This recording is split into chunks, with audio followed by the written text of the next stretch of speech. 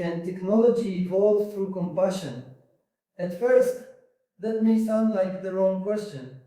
We are used to asking whether technology evolves through innovation, through competition, through data, through engineering, through market incentives, through scientific breakthroughs. We are trained to think of progress in terms of speed, scale, complexity, automation, and performance. Compassion, by contrast, is often treated as something private, something personal, something soft, something secondary. It belongs, we are told, to the emotional life, to caregiving, to religion, to morality, to individual character, but not to systems, not to infrastructure, not to code, not to the architecture of civilization. In Garden of Wisdom, I challenge that separation because I believe one of the great mistakes of the modern world is the assumption that technology can remain morally neutral while growing historically powerful. It cannot. Every major technological system shapes human behavior, influences social priorities, rewards certain values, weakens others, and quietly teaches a civilization what matters. So, the real question is not whether technology has values. It does. The real question is whether those values are conscious, worthy, and aligned with life. And that is why compassion matters, not as decoration, not as branding, not as a sentimental add-on after the real design decisions are made, but as a guiding intelligence in its own right. Because compassion is not weakness, compassion is the capacity to recognize the reality of another being, to perceive vulnerability without exploiting it, to respond to suffering without turning away, to act with care even when power makes indifference easier. That is not softness, that is a high form of intelligence, and in an age of artificial intelligence, biotechnological power, algorithmic governance, and planetary scale systems, high forms of intelligence are exactly what we need. Let me put it plainly. A civilization can become technologically brilliant and morally stunted at the same time. It can create systems that learn faster than children, predict better than experts, optimize better than institutions, and still fail to answer the most human question of all. Does this deepen life or diminish it? That is the standard I return to in Garden of Wisdom, and I believe compassion is central to answering it.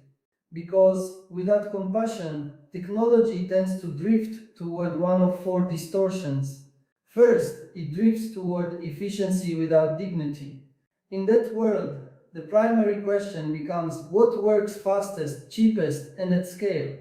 Human beings then begin to appear mainly as users, data points, labor units, risk profiles, consumer segments, or attention streams. Everything is organized around throughput. But a person is not a throughput unit. A child is not a behavioral data stream. A patient is not merely a case. A worker is not merely a productivity function. Compassion interrupts that reduction. It insists that the being before us is more than the role assigned by the system. Second, without compassion, technology drifts toward optimization. Without wisdom, it becomes very good at solving the problem it was told to solve, while remaining blind to the deeper context in which the problem exists. A recommendation system may optimize engagement while eroding truth. A logistics system may optimize delivery while hiding ecological cost. A surveillance system may optimize safety while weakening freedom. A productivity platform may optimize output while hollowing out meaning. This is one of the great dangers of advanced societies. They become excellent at local optimization and poor at civilizational understanding. Compassion widens the frame. It asks, what is happening to the vulnerable? What is happening to communities? What is happening to the atmosphere of trust? What is happening to the interior life of the human being? What is happening to the wider web of life? Third, without compassion, technology drifts toward power without reciprocity. It sees more than it can be questioned about. It influences more than it can be held accountable for. It shapes lives at scale while remaining distant from the consequences. This is especially dangerous now because the systems we are building are increasingly asymmetrical. They know more about us than we know about them. They affect our perception, choices, and opportunities while remaining partially hidden behind interfaces, institutions, models, and incentives. Compassion counters asymmetry by insisting on relational responsibility. If a system touches human life, it must not be designed as though human life were abstract. If a platform shapes public reality, it must not act as though social trust were disposable. If an intelligence enters the conditions of daily life, it must remain answerable to those who live under its influence. And fourth, without compassion, technology drifts toward intelligence without love.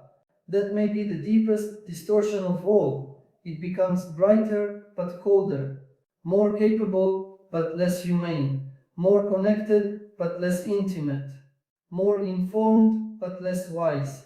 And that is why, in Garden of Wisdom, I argue that technology must be judged by more than performance. It must be judged by whether it serves the growth of life in love and light. This is part of my broader theory of life-driven evolution. Life tends to grow through awareness and relationship, through increasing forms of sensitivity, exchange, cooperation, adaptation, and conscious participation. And because human beings are life forms, our systems should not be designed against the grain of life itself. They should help life flourish. That is what compassion does. Compassion aligns intelligence with the deeper movement of life. It keeps power from severing itself from responsibility. It keeps innovation from forgetting the fragile. It keeps design from collapsing into domination. Now, some might object, can compassion really guide technology? Isn't compassion too subjective, too emotional, too unstable to serve as a design principle? It is a fair challenge, but I think it misunderstands what compassion actually is. Compassion is not mere feeling, it is perception disciplined by care. It is the ability to recognize that another being has reality, dignity, and vulnerability beyond its utility to us that can absolutely guide design. In fact, some of the most important design questions of the future are compassionate questions. Who is harmed by this system when it fails? Who is excluded when it scales? Who becomes dependent on it? Who becomes invisible within it? What forms of suffering does it quietly normalize? What kind of person does it encourage us to become? Those are not irrational questions, they are design questions of the highest order. And if they are not asked early enough, a society ends up building systems that are technically impressive and morally clumsy. We already know this pattern.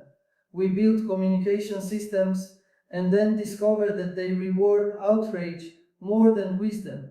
We build economic systems and then discover that they externalize ecological destruction. We build educational technologies and then discover that learning is not the same as information delivery. We build intelligent systems and then discover that intelligence without moral depth can intensify rather than heal the human condition. So, yes, technology can evolve through compassion, but only if compassion becomes architectural, not occasional, not reactive, not cosmetic, architectural. That means compassion must shape what problems are chosen in the first place. It must shape how success is measured. It must shape how failure is anticipated. It must shape how transparency, accountability, repair, and human oversight are built into the system. It must shape not only the output, but the logic. This is why I often say in Garden of Wisdom that the future cannot be guided by intelligence alone. Power needs a compass, and compassion is part of that compass. Because compassion does something intelligence by itself does not necessarily do. It protects the irreplaceable. It protects the person from becoming a category, the community from becoming a market, the forest from becoming timber inventory, the child from becoming targetable attention, the future from becoming collateral damage of present appetite. Compassion keeps civilization from cannibalizing what it depends on, and that has implications far beyond human society. If my theory of life-driven evolution is right, then compassion is not only relevant to human relationships, it is relevant to our place in the cosmic web of life. All living beings participate in a deeper field of interdependence. Some we know well, some we do not. Some are visible to our systems. Others remain largely beyond our perception. But the whole fabric of life is relational. So any technology that evolves without compassion risks becoming alienated from the very order it exists within. It becomes clever in a narrow sense and foolish in a larger one. It can manipulate the local environment while losing resonance with the living universe. That is an extraordinary danger, because it means that a civilization can become more technologically advanced while becoming less aligned with the deeper intelligence of life. It can master processes and forget purpose. It can extend control and diminish participation in the whole. Compassion restores that participation. It helps intelligence remain relational. It keeps design connected to consequence. It reminds us that the future is not a machine to be won, but a living field to be cultivated. And this changes how we think about progress. If progress is defined only as capability, then compassion will always seem optional. But if progress is defined as the growing ability to support life, dignity, consciousness, and flourishing, then compassion becomes essential. It becomes a criterion of maturity. A civilization that lacks compassion may still produce dazzling systems, but eventually those systems begin to reveal the poverty beneath the brilliance. Trust thins, isolation grows, meaning erodes. People feel increasingly managed and decreasingly seen. Nature becomes inventory. Culture becomes stimulation. Intelligence becomes cold. At that point, the society may still call itself advanced, but something vital has already begun to break. So, what would it look like for technology to evolve through compassion? It would mean designing AI that supports human judgment rather than humiliating it. It would mean building healthcare systems that preserve dignity, not just efficiency. It would mean developing education technologies that foster depth, not just speed. It would mean creating economic systems that value regeneration, not just extraction. It would mean shaping public platforms that strengthen trust rather than parasitize attention. It would mean asking again and again, does this system make it easier for life to flourish? That is the real test, not whether it dazzles, not whether it dominates, not whether it scales endlessly, but whether it helps beings become more alive, more aware, more capable of relationship, more capable of meaning, more capable of choosing what serves the whole. And here we come to something deeply important. Compassion does not make technology less rigorous. It makes rigor answer to life. It does not make design less intelligent. It makes intelligence more complete. It does not weaken systems. It prevents them from becoming dangerous in ways their makers never intended.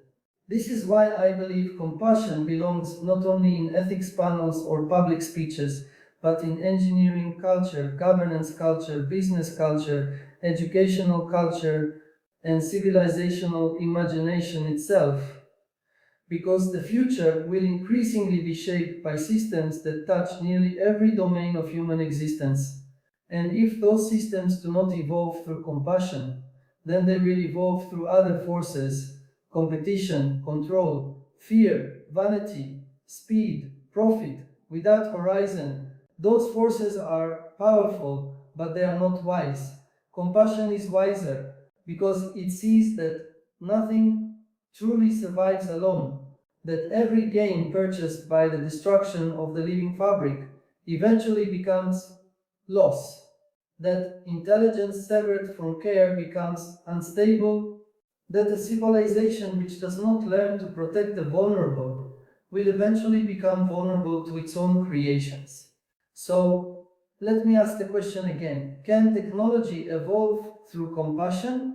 Yes, but only if we are willing to admit that compassion is not a luxury. It is a mode of perception required for any civilization that hopes to remain worthy of its own power. Yes, if we understand that design is always moral, whether we acknowledge it or not. Yes, if we recognize that the future is not only about what can be built, but about what should be cultivated.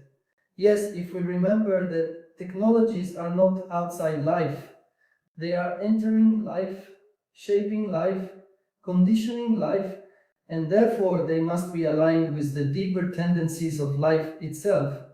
In Garden of Wisdom, I argue that love and light give birth to life. Compassion is one of the ways that love becomes active within systems. It is how love enters design, how care enters intelligence, how power is taught to remember what it is for. Without that, the future may remain brilliant, but barren. With it, technology may yet become part of a civilization that is not only more advanced, but more human, more conscious, and more aligned with the living universe. That is the future worth building, as above, so below. In Garden of Wisdom, I argue that technology can truly evolve only when intelligence is guided by compassion, and when power is shaped to serve the flourishing of life rather than the expansion of control.